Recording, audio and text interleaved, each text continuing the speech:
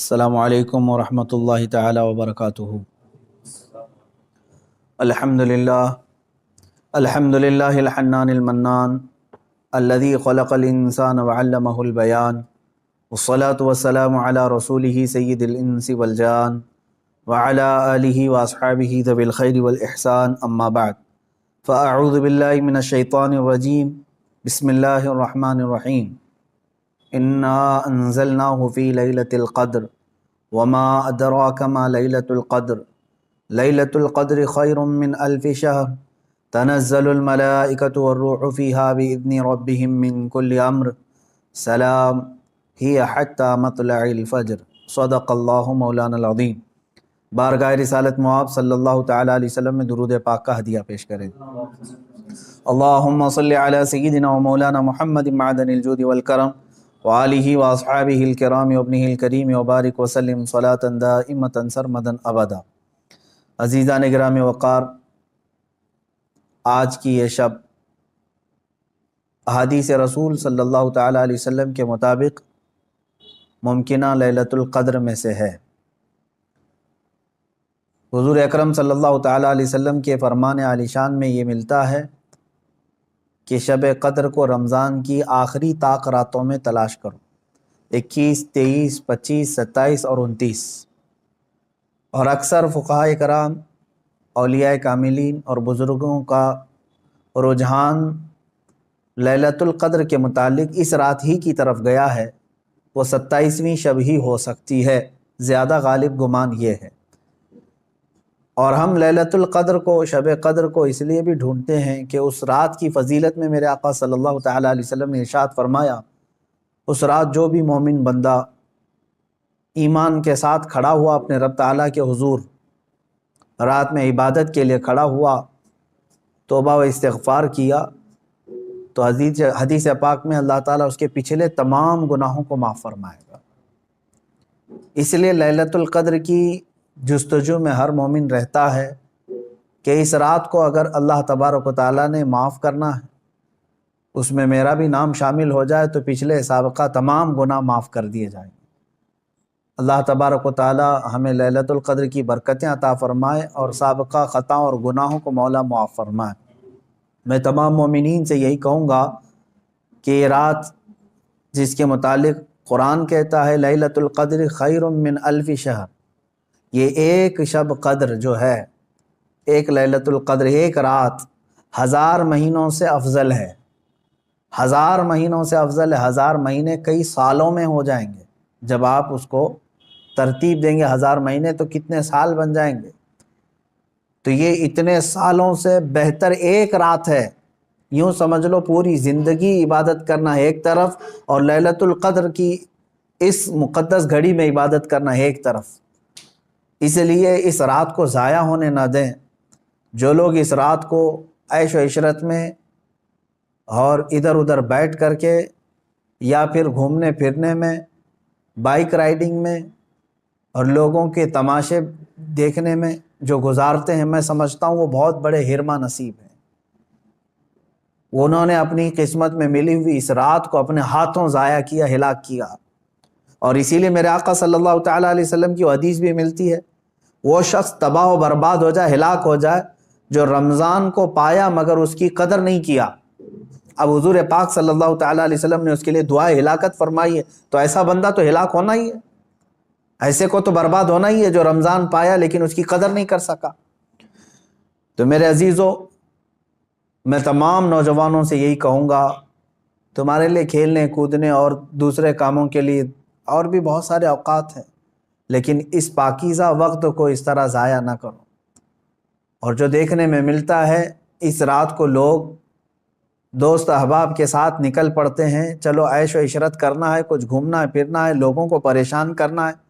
اب تو حالات لاک ڈاؤن کے ہیں، باہر اگرچہ جانے نہ ملے مگر اپنے نوجوان بچے اپنے ہی محلے میں لوگوں کو، پولیس کو پریشان کرنے کے لیے نکلتے ہیں۔ تو کیا یہ رات اس طرح کے عیاشیوں کے لیے آتی ہے؟ کیا تم اس کو اوروں کی طرح، غیروں کی طرح سمجھتے ہو کہ انٹرٹینمنٹ کی ایک رات ہے، دوسروں کے تہواروں کی طرح رقص کرنا، ناچنا، شراب پینا، معاذ اللہ؟ یہ وہ رات ہے جو تمہارے سابقہ گناہوں کو معاف کرنے کی بشارت لے کر کے آ رہی ہے، تم اس کی طرف توجہ نہیں دیتے۔ تو پھر ایک بات یہ بھی یاد رکھ لو، تم میں سے کسی کو یہ بات خبر نہیں ہے، کسی کو معلوم نہیں ہے کہ اگلا رمضان تمہاری زندگی میں آئے گا کہ نہیں آئے گا، نہیں معلوم ہے۔ یہاں تو لاشیں اس طرح سے دیکھنے کو مل رہی ہیں، روزانہ موت کی خبریں اس طرح عام ہو چکی ہے۔ تو آپ اندازہ کرو کہ اگر آپ کو اللہ تعالیٰ نے یہ رات عطا کیا ہے تو یہی سوچ کر کے کہ آپ عبادت کرو کہ شاید میری زندگی کی آخری رات ہوگی، یہ لیلۃ القدر شاید میری زندگی میں دوبارہ نہیں ملے گی۔ جب یہ تصور تمہارے اندر آئے گا تو انشاءاللہ عبادت کا ایک ذوق بھی بڑھ جائے گا، لطف بھی آئے گا، اور اللہ تعالیٰ سے گڑ گڑا کر کے مانگو گے بھی۔ اس طرح سے مانگو کہ مولا اگر یہ میری زندگی کی آخری شب قدر ہے تو اس رات کو بخشے بغیر مجھے اپنی جگہ سے نہ اٹھا، میرا نام بخشے وہ میں شمار فرما۔ جیسے کہ حضور پاک صلی اللہ تعالیٰ علیہ وسلم مکہ مکرمہ حاضر ہوئے اور جب واپس ہونے لگے تو خانہ کعبہ کے پاس آپ نے یوں دعا فرمائی تھی کہ اے اللہ اگر یہ میری آخری زیارت ہے خانہ کعبہ کے پاس تو پھر یہاں سے مولا ہم سب کی مغفرت کے بغیر ہمیں باہر نہ فرما۔ تو اس طرح سے آپ اس رات کو بھی یہ سمجھ کر کے دعا کریں کہ اگر میری زندگی میں اور دوبارہ رمضان آنا نہیں ہے یا لیلۃ القدر آنے کا ہماری زندگی میں کوئی نصیبہ نہیں ہے تو مولا اس رات کو ہی ہمیں معاف فرما دے اور اس کے بعد والی زندگی کو کبیرہ اور صغیرہ گناہوں سے محفوظ فرما دے۔ یہ لیلۃ القدر کے سلسلے میں میرے عزیزو عبادتوں کا اہتمام کریں، عورتیں اپنے گھروں میں بچوں کو بھی لے کر بچیوں کو بھی لے کر بیٹھیں۔ صرف جاگنا اصل مسئلہ نہیں ہے، بعض لوگ سمجھتے ہیں کہ جاگنا چاہیے، جاگنے کا مطلب موبائل لے کر بیٹھ کر کے جاگنا، یہ فضیلت کی بات ہے۔ جاگنا اس کے لیے افضل ہے جو اپنے آنکھیں قرآن کی تلاوت میں لگا چکا ہو یا اپنے جسم کو رب ذوالجلال کی عبادت میں مصروف کر چکا ہو۔ اور اگر خالی جاگنا اور غیبت کرنا، چغلی کرنا یا واہیات دیکھنا ہے تو میں سمجھتا ہوں اس سے بہتر ہے سو جانا اس آدمی کا، وہ سو جائے گا تو کچھ گناہوں سے بچ جائے گا۔ تو یہ محض گناہ کرنے کے لیے جاگنا یہ افضل نہیں ہے اور نہ ہی اس میں کوئی نیکی کی بات ہے۔ اللہ تبارک و تعالیٰ سب کو اصلاح کی توفیق عطا فرمائے۔ آج میں خصوصیت کے ساتھ اس لیلۃ القدر میں آپ تمام کے سامنے حاضر آیا ہوں ایک درد دل لے کر کہ فلسطین کے مسلمانوں کے ساتھ جو حالات آج پیش آ رہے ہیں یہ نئی بات تو نہیں ہے، پچھلے 70 سالوں سے وہ اس ظلم کو برداشت کر رہے ہیں، لیکن اب حد ہو گئی ہے مسلمانوں۔ مسجد اقصیٰ میں، بیت المقدس میں اسرائیلی پولیس داخل ہو کر اپنے جوتوں سمیت اور گولیوں سے مسلمانوں کو نشانہ بنانا، باضابطہ ہمیں وہاں کی جو خبریں آ رہی ہیں لوگ نماز میں مشغول ہیں، دعاؤں میں مشغول ہیں۔ کل بڑی رات تھی وہاں پر، کل لیلۃ القدر تھی، شب قدر کے لیے وہاں پر ہزاروں کی تعداد میں لوگ جمع ہیں، بچے بھی ہیں، بوڑھے بھی ہیں، جوان بھی ہیں، عورتیں بھی ہیں، وہ پیچھے آمین کہنے کے لیے آ بھی جاتی ہیں۔ ان سب کو ان ظالموں نے نشانہ بنایا ہے۔ مسجد اقصیٰ خون میں نہا رہی ہے، قبلہ اول ہمارا، بیت المقدس ہمارا، آج وہاں خون کی ہولی کھیلی جا رہی ہے۔ اب مجھے یہاں پر بات صرف اتنی کرنی ہے کہ وہ کہاں گئے سیکولر کے بھوت، وہ کہاں گئے جو انصاف اور امن و امان کی بات کرنے والے، ہیومن رائٹس کی تنظیمیں، کیا ان کے منہ میں گھی لگ گیا ہے؟ کیا ہے آج ان مسلمانوں کے خلاف جو حالات پیدا کیے جا رہے ہیں اسرائیلیوں کی طرف سے، اس پر کوئی آواز نہیں اٹھاتا؟ یہ دہشت گردی نہیں ہے میرے عزیزو؟ آپ سمجھو پوری دنیا ایک طرفہ دہشت گردی کے لیبل کو صرف مسلمانوں پر چسپاں کرنا چاہتی ہے۔ ورلڈ کا سب سے بڑا دہشت گرد ہے یہ اسرائیلی حکومت کے انڈر میں اس طرح کی جو سازشیں ہو رہی ہیں۔ آپ سوچیں کسی بھی مذہب کے، کسی بھی دھرم کے لوگ جب عبادت میں ہوتے ہیں تو گویا کہ وہ دنیا سے کنارہ ہو کر اپنے اپنے خدا کے پاس جا رہے ہیں، یہی تو ان کا تصور ہوتا ہے۔ عبادتوں کے وقت کسی کو گولیوں کا نشانہ بنانا اور صفوں کو درہم برہم کرنا اور بچوں پر بھی گن تان لینا اور وہاں کے نوجوانوں کے سر پر جوتیاں رکھ کر کے کھڑے ہو جانا عورتوں کے دوپٹے کھینچ لینا، یہ ہے ایک چہرہ اسرائیل کا جس کو دنیا بتانا نہیں چاہتی، اور وہ سب حد پار کر کے بھی امن کے مسیحا ہیں اور دہشت گرد ہم ہیں۔ وہ قتل بھی کرتے ہیں تو چرچا نہیں ہوتا، ہم آہ بھی کہتے ہیں تو ہو جاتے ہیں بدنام۔ میرے عزیزو، اب یہ وقت قیامت کے قریب کا ہے، آپ دیکھو کہ تمہارا مسیحا ہے کون، کون تمہارے لیے آواز اٹھانے والا ہے۔ تقریباً 57 ممالک اسلامی نام سے جانے جاتے ہیں، ان میں کا کوئی لیڈر سوائے ترکی یا کچھ لوگوں کے؟ یہ سارے اپنی عیاشیوں میں مصروف ہیں۔ فلسطین کے بچوں کو ایک لقمہ کھانا دینے کے لیے بھی سعودی عرب کی حکومت تیار نہیں، امارات تیار نہیں۔ یہ تو اسرائیل کے ساتھ پینگے بڑھا رہے ہیں، اسرائیل کے ساتھ معاہدے کرنے چلے ہیں، اپنی پراپرٹیاں اور اپنے ایئرپورٹ ان کو گروی دینے کے لیے چلے ہیں۔ سمجھنے کی آج ضرورت ہے، جہاں اسلامی ملک ہم سمجھ رہے ہیں، سعودی ہو یا امارات ہو یا بحرین ہو یا قطر ہو، یہ تمام ممالک، ان سب کی نہ جانے کون سی مجبوریاں ہیں، یا ان کے گھروں میں کون سے یہودی آ کر داخل ہو چکے ہیں، یہ واللہ عالم۔ کہ نہ سیریا کے مارے جانے والے مسلمانوں کے لیے بات کرتے ہیں، نہ فلسطین کے نہتے بچوں کے لیے بات کرتے ہیں، نہ یہ برما کے قتل عام پر کوئی بات کرتے ہیں۔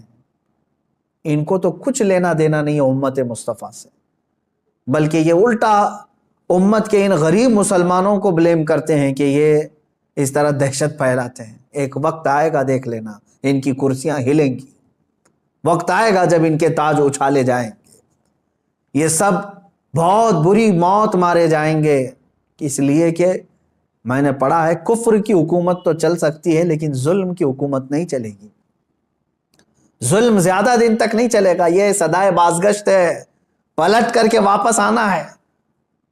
آپ کو پتہ ہے، میں نے دیکھا ہے فلسطین کے بہت سارے لوگوں کو جن حالات میں وہ زندگی گزار رہے ہیں، اللہ کی پناہ، 35 سال 40 سال سے ان کی مارکیٹوں پر کرفیو لگی ہے۔ کرفیو سمجھتے ہیں، ایک دن 2 دن کرفیو لگے تو ہمارے دکانوں پر تالا، اور 40 سال سے کرفیو لگا کر کے رکھے ہیں کچھ مارکیٹس میں، بازاروں میں، دکانوں پر جالے لگ چکے ہیں، بہت ساری پراپرٹیاں اور جائیدادیں ہڑپ کر کے اسرائیلی غصب کر کے بیٹھے ہوئے ہیں۔ یہ ساری کی ساری چیزیں بنا ان عرب لیڈروں کی اجازت کے اور ان کی منظوری کے نہیں ہو رہی ہیں۔ یہ سب میں ان لوگوں کی ہمدردیاں شامل ہیں۔ انہوں نے سعودی ہو یا جتنے بھی یہ مسلم کنٹریز ہیں، فلسطین کے بچوں کے خون پر اپنی کرسیاں بچھائے ہوئے ہیں۔ آج ہمیں درد ہوتا ہے اس بات کا میرے عزیزوں کہ اب مسجد اقصیٰ کو بھی انہوں نے پامال کر دیا، مسجد اقصیٰ کے اندر داخل ہو کر کے اپنی گن کو اٹھا لیا اور عبادتوں کی اور صفوں کو وہاں پر درہم برہم کر دیا۔ اب یہ تمہارے سمجھنے کا وقت آ چکا ہے، اب مسلمانوں تمہارے اتحاد کا وقت ہے۔ لیکن ہم تو یہاں سے آواز اٹھاتے ہیں، جتنا ہو سکے میں بیدار کرنے کے لیے آواز اٹھاتا ہوں، ورنہ رہ رہ کے 100 زخموں کا خیال آتا ہے، کس زخم پر ہم بات کریں آج۔ اسی لیے وہ حالی کا شعر مجھے یاد آتا ہے، رسول پاک کی طرف مخاطب ہو کر کے حالی نے کہا تھا، اے خاص ہے خاصان رسول وقت دعا ہے، امت پہ تیرے وقت عجب آ کے پڑا ہے۔ آج یہی حال تو ہے امت پر، ایسے حالات کہ ہماری بہنیں بہت چیخ رہی ہیں اپنی عزت کے لٹنے پر، ہماری ماؤں کو بے آبرو کیا جا رہا ہے، لیکن ان کی مدد کے لیے اٹھنے والا کوئی شہسوار نظر نہیں آتا۔ مشرق سے مغرب تک، شمال سے جنوب تک ایک چپی اور ایک خاموشی ہے، ایک ایسا سنسان ماحول ہے کہ سب اپنوں میں اور اپنے آپ میں مست ہیں۔ تمہیں معلوم ہے آج ہم افطاری کے لیے بیٹھتے ہیں تو بڑی بڑی نعمتیں کھا لیتے ہیں، ان بچوں کا کیا ہوتا ہے جن کی افطاری کے وقت ان کے باپ اور ماں کی لاشیں سامنے رکھی رہتی ہیں؟ رمضان المبارک ان کا ہر سال اس طرح سے خون میں نہلا دیا جاتا ہے۔ یہ کون سا انصاف ہے؟ یہ امریکہ جو ہیومن رائٹس کی بات کرتا ہے، دنیا کو انصاف اور جمہوریت دینے کا علم بردار کہلاتا ہے، یہ سب کے سب ان فلسطینیوں کے قتل عام پر خاموشی اختیار کیے ہوں گے۔ کہاں ہے وہ اقوام متحدہ؟ کہاں ہے وہ UN ہے؟ وہاں پر ان چیزوں کی بات نہیں ہوگی۔ ہاں اگر ایک اسرائیلی مارا گیا یا ایک یہودی یا ایک عیسائی مارا گیا تو اس کے لیے تو بوال ہوگا۔ مسلمانوں کا خون سستا ہو چکا ہے، مسلمانوں کا خون بہت عام ہے کہ ان کو کوئی بھی بہا دے۔ اے مسلمانوں، اس لیے آج تمہیں واپس اپنے اسی قدم پر آنے کی ضرورت ہے جہاں پر رسول پاک نے تمہیں چھوڑا تھا۔ میرے آقا صلی اللہ تعالیٰ علیہ وسلم نے جو نقوش ہمیں دیے وہاں پر تمہیں واپس آنے کی ضرورت ہے۔ تم اگر دنیا کی رضامندی کے لیے اپنے آپ کو بیچتے ہو، چند لوگوں کی رضا کے لیے اپنے آپ کو بدلتے ہو، تو یاد رکھنا یہ دنیا کبھی تم سے راضی نہیں ہوگی، کبھی راضی نہیں ہوگی۔ کیوں نہ ہم رسول پاک صلی اللہ تعالیٰ علیہ وسلم کی رضا کے کام کریں، اللہ اور اس کے رسول راضی ہو جائیں تو پھر ہماری وہ سابقہ قوت لوٹ آئے گی جس قوت سے قیصر و کسریٰ کانپتے تھے۔ وہ ایمانی غیرت واپس لوٹ آئے گی جس سے وقت کا چنگیز خان بھی ہل جاتا تھا، تھر تھر کانپتے تھے۔ وہ ایمانی غیرت اور حمیت واپس آ جائے گی۔ شرط صرف اتنی ہے، ان کنتم مؤمنین، تم سچے نبی کے غلام ہو جاؤ۔ ولا تہینوا ولا تحزنوا وانتم الاعلون، میرے رب کا وعدہ ہے کہ تم غم نہ کرو، پریشان مت ہو، تم بلند ہوگے، لیکن اس کے ساتھ ایک شرط ہے کہ تم نبی کی وفاداری تو کرو، غلامی میں تو آ جاؤ۔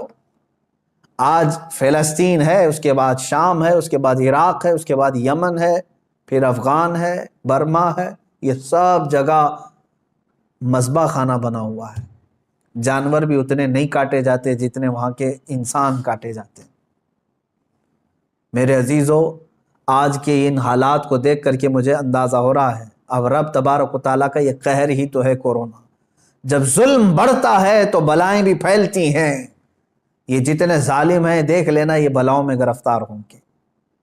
آج یہ جو حالات پیدا ہوئے ہیں، کثرت سے یہ بیماری کا پھیل جانا اور کثرت سے موتوں کا ہو جانا، آپ کیا سمجھتے ہیں؟ یہ بھی ایک اللہ تعالیٰ کے غضب کی نشانی ہے، یہ اس کے قہر کی نشانی ہے۔ تمہارے پاس لاکھوں کروڑوں بھی ہوں گے، تم بچ نہیں پاؤ گے اس کی پکڑ سے۔ ظلم سے باز آ جاؤ۔ ظلم ایک ایسی چیز ہے جس کو کبھی دنیا نے پسند نہیں کیا، اور ہر ظالم کا انجام بہت سخت ہوا ہے۔ وہ چنگیز خان جس نے لاکھوں کی لاشیں بچھا دی تھی محض گھوڑے پر بیٹھ کر کے، ایک بار اپنے ہاتھ میں کسی چیز کو لے کر کھیل رہا تھا۔ مجھے یاد آتی ہے بات، آج فلسطین کے بچوں کے لیے اب بھی میری امید ہے۔ لوگ یہ کہتے ہوں گے ان کے پاس کچھ نہیں، ارے وہ چھوٹے کنکر اور پتھر سے مقابلہ کر رہے ہیں، سامنے والے پیٹروٹ میزائل لے کر کھڑے۔ اسرائیلیوں کے پاس گن ہیں اور وہ بچوں کی کھوپڑیوں پر لگاتے ہیں، اور دوسری طرف نہتے بچے ہیں۔ لیکن مجھے پھر بھی میرے رب تعالیٰ کی ذات سے یقین ہے، امید نہیں یقین ہے کہ وہ مولا کریم جس وقت حالات بدلتا ہے تو پھر ان یہودیوں کو دیکھ لینا، ان کو سر چھپانے کے لیے نہ کوئی پتھر ملے گا نہ کوئی درخت ملے گا۔ میرے آقا صلی اللہ تعالیٰ علیہ وسلم کی حدیث ہے، قیامت کے قریب تم دیکھو گے ہر پتھر یہ تمہیں پکار کر کے کہے گا، اے مسلم آ جا ادھر، میرے پیچھے ایک یہودی چھپا ہے، اسے قتل کر دے۔ یہ حدیث پاک میں ہے۔ یہ مارے جائیں گے، ان کا بھی انجام برا ہوگا، سخت ہوگا۔ یہ ظلم کا جو ننگا ناچ ناچ رہے، ان کو کیا لگتا ہے کہ ہمیشہ ہی رہیں گے؟ یہ خود چین سے کبھی نہیں رہ سکتے۔ ذلت والے لوگ، انبیاء کا بے حساب قتل کیا جنہوں نے، پوری دنیا کی آج چین و سکون کو غارت کرنے والا یہ اسرائیل کیا سمجھتا ہے کہ ہمیشہ ان کی حکومت قائم ہو جائے گی؟ میرے رب تبارک و تعالیٰ کا انتقام بہت قریب ہے، بہت قریب ہے۔ میں جو بات عرض کر رہا تھا وہ یہ ہے کہ فلسطین کے بچوں کے لیے اب بھی انشاءاللہ العزیز امید ہے، آئے گی۔ چنگیز خان ظالم تھا، اس نے انسانوں کی کھوپڑی سے مینار بنانے کا بھی حکم دے دیا تھا۔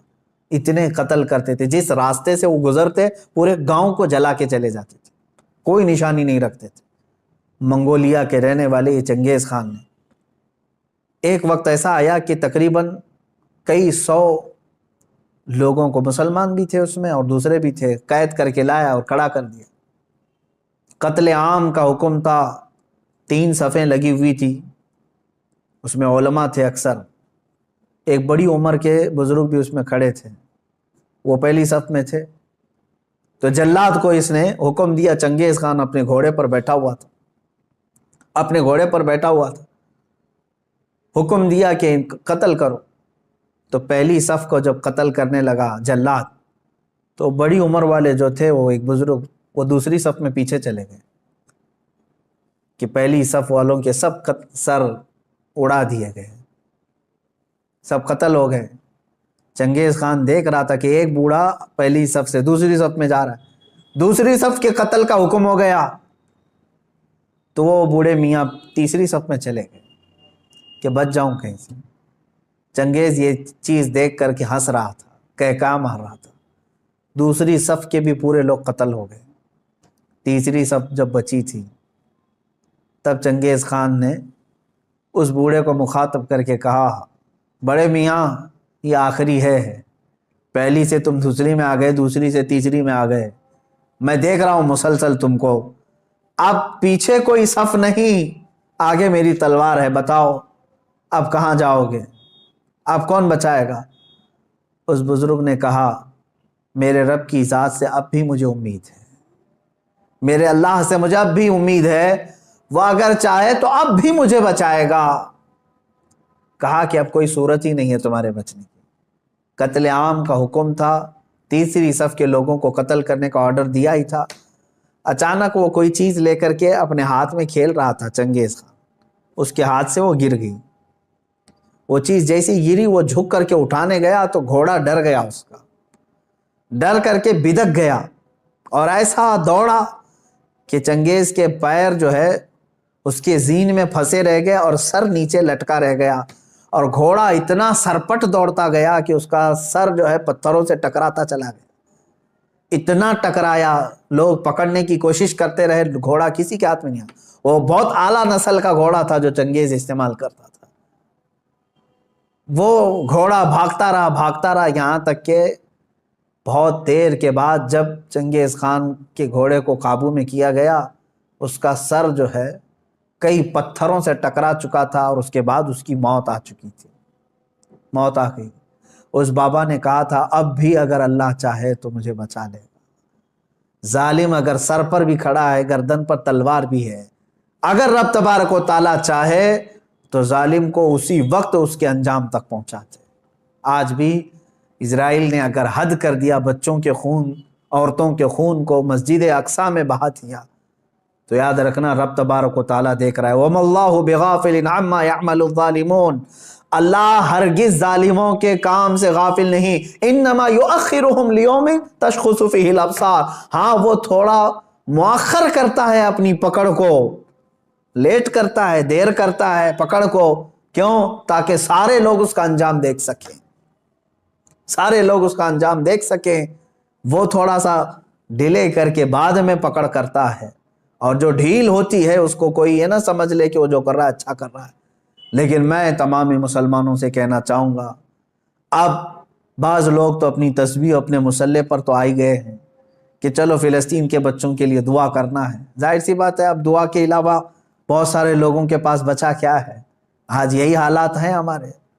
لیکن ساتھ میں نوجوانوں سے کہنا چاہوں گا، اٹھو وہ گر نہ حشر نہ ہوگا پھر کبھی، دوڑو کہ زمانہ چال اپنی چل گیا۔ جو چنگاری وہاں پر، جو آگ وہاں پر لگی ہے، اس کی چنگاریاں تمہارے گھر میں آنے پر دیر نہیں لگے گی۔ یاد رکھنا، پڑوس کے گھر میں اگر آگ لگی ہے تو چادر تان کر کے سو جانا، یہ بیوقوفی ہے کہ اس گھر کی آگ کی چنگاریاں تمہارے گھر کو بھی جلا کر خاک کر سکتی ہیں۔ یہ تمہیں جگانے کے لیے، بیدار کرنے کے لیے ہے۔ جہاں جہاں تم ظلم کی یہ تمام داستانیں سن رہے ہو، وہ چنگاریاں تمہارے گھر سے بہت قریب ہیں، تمہارے گھروں کو خاکستر کرنے کے بھی منصوبے بنائے جا چکے ہیں۔ اس لیے ایمان کے ساتھ اور محبت مصطفیٰ کے ساتھ بیدار ہو جاؤ، قوت عشق سے ہر پست کو بالا کر دو، دہر میں نام محمد سے اجالا کر دو۔ مولا کریم، اے رب رحیم، اے غفور و رحیم مولا، آج کی اس مقدس رات ہم تیرے دربار میں دعا کرتے ہیں، اے رب ذوالجلال تو رحم اور کرم فرما دے، امت مصطفیٰ پر کرم فرما دے۔ اے اللہ، تیرے دربار میں ہم ہاتھ پھیلائے ہیں، فلسطین کے نہتے بچوں پر تو رحم فرما دے۔ اے اللہ، رمضان کا پاکیزہ مہینہ ہے، اے کریم خدا، رمضان میں لوگ روزے سے رہتے ہیں، دن بھر بھوکے رہتے ہیں۔ اے کریم خدا، اسرائیلی یہودی ظالم جنہوں نے ان کی افطاری سے قبل ان کو خون میں نہلا دیا ہو، یا ان کے رات کی تراویح میں ان کو خون سے نہلا دیا ہے، مولا تو کریم ہے، تو رؤوف و رحیم ہے، عزیز ذو انتقام ہے، ان ظالموں کو کیفر کردار تک پہنچا دے، ان کو تہس نہس فرما دے، اسلام و سنیت کا بول بالا فرما، کفر و شرک کا منہ کالا فرما، جتنے برے منصوبے اسلام اور مسلمانوں کے خلاف بنائے جاتے ہیں مولا سب کو تو خاک میں ملا دے۔